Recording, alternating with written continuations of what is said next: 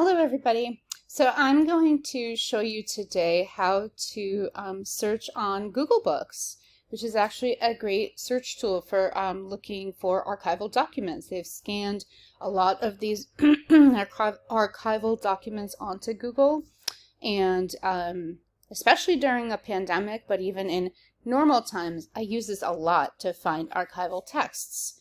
So the hardest thing about looking in Google Books is that unlike some of the other sites that we'll be using, you can't really browse around in Google Books. So you have to kind of have a topic in mind. So I want you guys to think about something that's really, really fascinating to you, that's interesting to you, that's grabbed your attention in this class, or that you're interested in, in general, right? So I am going to try to think of one off the top of my head. I always have at least one student writing about pirates, right? So that's a really broad search term, and you're going to get like a bunch of crap, right? So what you want to do is you want to go to books, okay? And obviously even then you're going to get a bunch of stuff.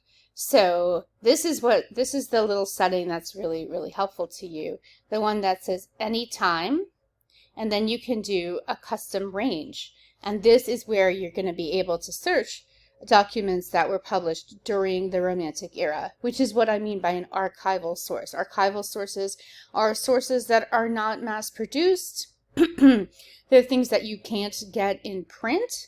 There are things that you literally can only find in the archives, and in this case, the documents in the archives were scanned into Google, yeah? So I'm going to say 1780 to 1830, since those are the usual dates that we're working with, and I'm going to click Go. And so you'll find a bunch of really interesting sources. Let's see. So there's an opera in 3 acts, which is kind of cool. But this might be like sheet music. So, it is. So the thing about archival research is it takes a long time.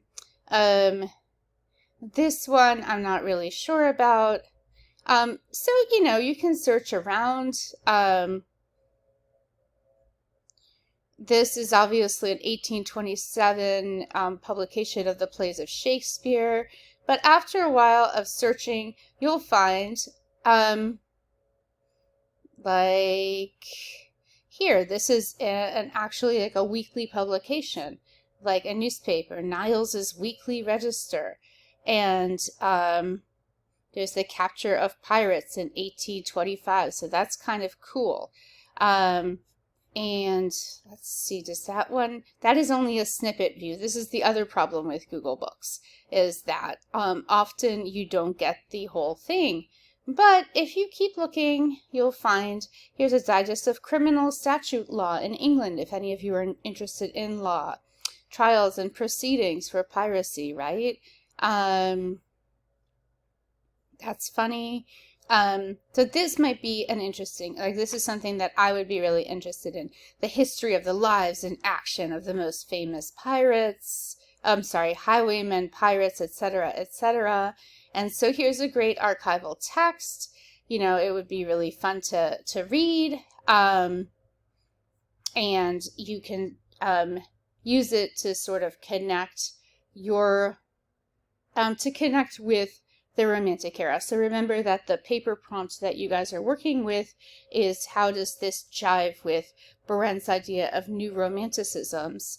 What do we learn here that adds to or complicates, our understanding of the Romantic era? And another question I have for you guys is this the sort of text that one would want to teach in a class called New Romanticisms? And so basically that's how you find a document in Google Books. And again, you can put in any search term. So I know that I'm going to use Diane as an example because she's been really interested in working with Wollstonecraft. So one of the things she could do is to, oh, I'm sorry, I'm looking in this book. See, I messed up.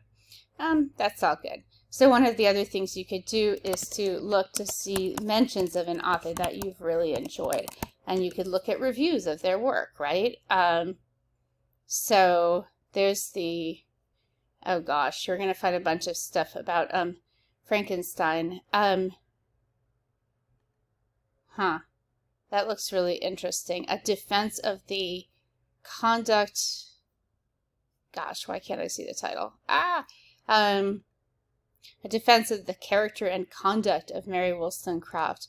So that looks like a really interesting book. So you guys get the point. The only problem, like I said, with using Google is you have to have something that you're really interested in or that you really want to, work on, period. Otherwise, it's just too broad and it's really, really hard to search. But if you do have an area that you're already interested in, then this is a great source to use. So for your homework, I want you to find a term that interests you and to pick something from Google Books and to talk about it in the Flipgrid.